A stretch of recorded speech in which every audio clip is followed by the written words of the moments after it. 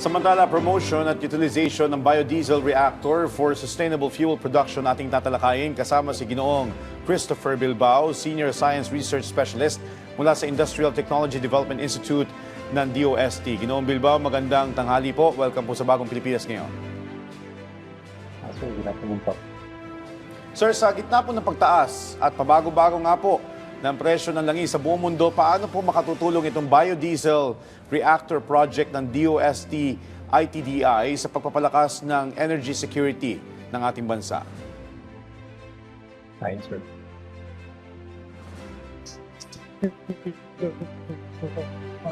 The purpose po kung bakit tayo nagpo-produce or to manufacture fuel para yun po, kasi ang Philippines po kasi is highly dependent sa imports in terms of fuel. So kapag makakagawa tayo ng ating locally sourced fuel, edi mas less dependent po tayo sa mga imports.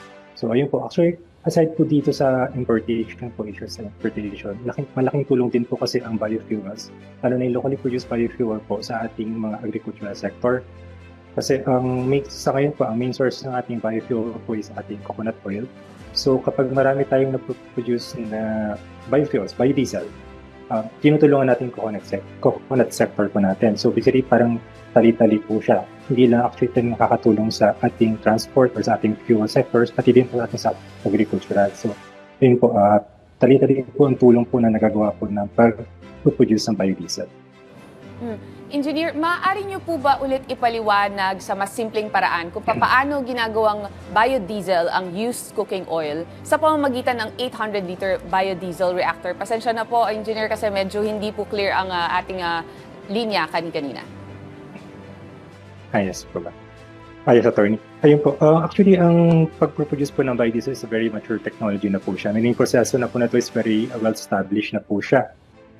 Ang to produce biofuel po, we undergo a process for what we call trans-esterification. So it is a chemical process that uses oil. In terms sa case po natin ngayon dito is yung used cooking oil. Nire-react po natin siya with certain chemicals to produce biofuel or biodiesel. So basically, ano po siya, mature technology na po ito, madali na po siyang gawin actually. So ang nagkakatalo-talo na lang po ngayon is kung ano yung scale, ano yung mga raw materials na pwede pa natin gamitin to produce biodiesel. Okay. Sir, pakipaliwanag din po, bakit po mahalaga ang paggamit ng used cooking oil bilang alternatibong feedstock kumpara sa iba pang uri ng fuel sources? Actually, sir, ngayon po kasi ang ating biodiesel is nakatali siya sa coconut oil. By law po kasi sa ating RA 9367 or Biofuels Act of 2006, ano po siya, parang medyo nakatali yung isang property ng biodiesel doon lang naman sa paggamit ng coconut oil. So, ang advantage po kasi ng used cooking oil, hindi natin kailangan gumamit ng coconut oil, which is nagko-compete siya sa ating food source or as a utilization for food. Ang used cooking oil kasi tapon na po siya. Actually, it is considered by DNR, EMB as a hazardous waste. So, pag ginamit natin ang used cooking oil, ang nangyayari kasi, yung supposedly tapon na siya, basura, imbis na nakakasama siya sa ating kapapaligiran, nako-convert pa natin siya into fuel source of energy po para sa ating transport or various industrial sectors po. Sir, ano naman po ang mga posibleng benepisyo ng proyektong ito para sa mga LGU, maliliit pong mga negosyo at mga industriyang umaasa sa mataas na konsumo ng krudo at maging sa dependence po ng ating bansa sa inaangkat nating langis? Yun nga, attorney. Kasi yun nga po, ang target kasi natin dito is to use local sources po, especially yung sa ating used cooking oil to produce fuel. So, syempre po kapag ang ginagamit natin is yung mga patapon na or tapon na, mga waste kung tawagin natin or natin i-consider, nababawasan yung aside from yung sa environmental effects po niya, yung ating pinabayad sana na pambili sa napakamahal po na diesel po ngayon, mas mapapamura po tayo. Lalo na kapag meron tayong sariling facility to produce the biofuel.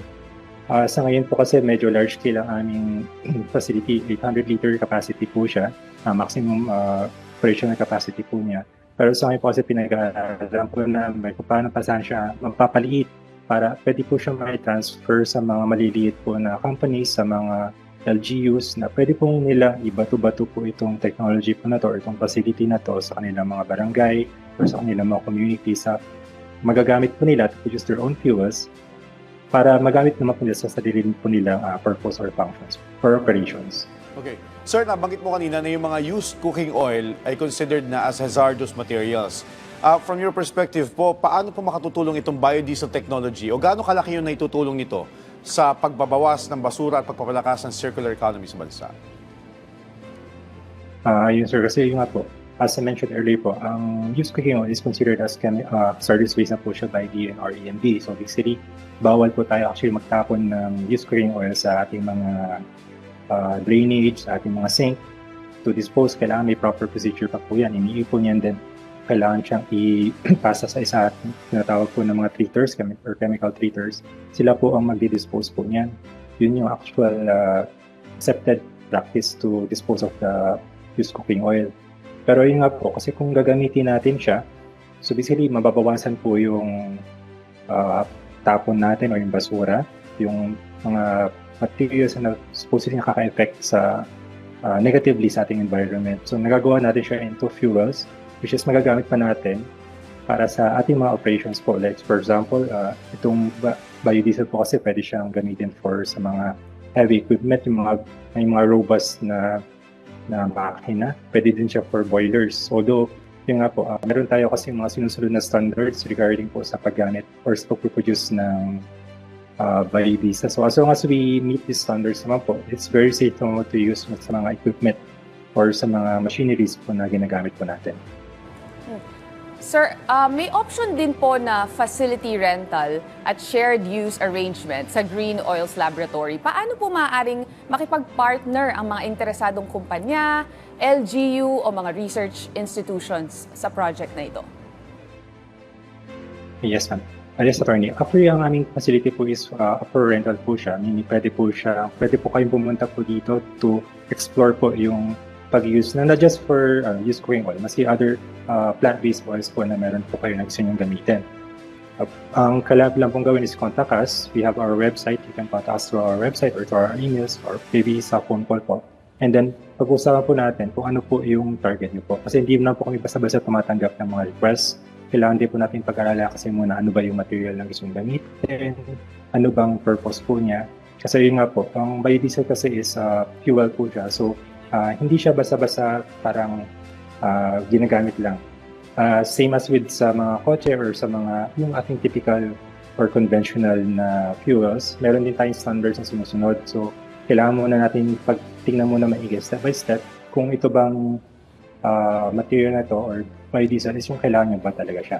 Pero yun nga po, in case po na interested po kayo to partner with us to produce your own biofuels, you can always come to our office po dito sa DOST ITBI. Nandito po kami sa DOST compound, Bicutan, Taguig City. So we are always welcome po. We always welcome everyone po dito na willing po to collaborate with us, especially with regard po sa ating biofuels. Okay. Sir, para po mas may idea lang din yung ating mga kababayan, like for example, sa isang toneladang used cooking oil, gaano karami yung pwede ma-convert into fuel? Can you give us some figures? Usually, sir, yes, sir. Ang conversion po sa inyo, usually depende po yun sa size ng equipment, sa kung ano yung mga catalyst na ginamit. Pero typically po, kaya po niya mag-produce ng 70 to 90% yield, meaning kung meron kayong isang 1,000 liter, so you can produce up to around 700 to around 900 liters po ng biofuel. So, pero yung nga po, depende kasi yan maraming mga factors na kinoconsider, like kung ano ba yung quality ng starting material, ano ba yung process na, or yung process or ano ba yung catalyst na ginamit. So, may mga kinoconsider po na ganun. Pero basically po, mataas na din po ang yield. As I have mentioned po earlier, very mature na po kasing technologies. So, di naman na tayo papalya po dito. Pero meron tayong produce na biodiesel. Sir, ano po mga pangunahin naman pong mga hamon na kinakaharap ng DOST-ITDI sa pagpapalawak at pagpopromote natin itong biodiesel technology sa Pilipinas? Yes, attorney. Actually, in terms sa awareness po, Kasi medyo technical kasi ang pagproduce ng biodiesel. So, kailangan medyo talagang may technical know-how ka para makapag-produce ka, or at least medyo inclined ka in terms sa science. Pero ayun nga po, the technology is very mature naman na po siya. So madali siyang tutunan as long as willing kayong matuto. Siguro isa pang challenge in terms sa adoption po ng technology or sa pagpapalaganap po ng biodiesel technology is yung sa facility. Kasi hindi po siya tulad ng magluluto lang kayo or what. So you need certain reactors po to produce biofuel. So ayun po, yun po yung mga key challenges po na nakikita namin. Kaya medyo sa ngayon po is hindi pa ganun ka-alam ang mga tao sa pagdating po sa biofuels. Alright, on that note, maraming salamat po sa inyong oras. Ginoong Christopher Bilbao, Senior Science Research Specialist mula sa Industrial Technology Development Institute ng DOST. Thank you, sir.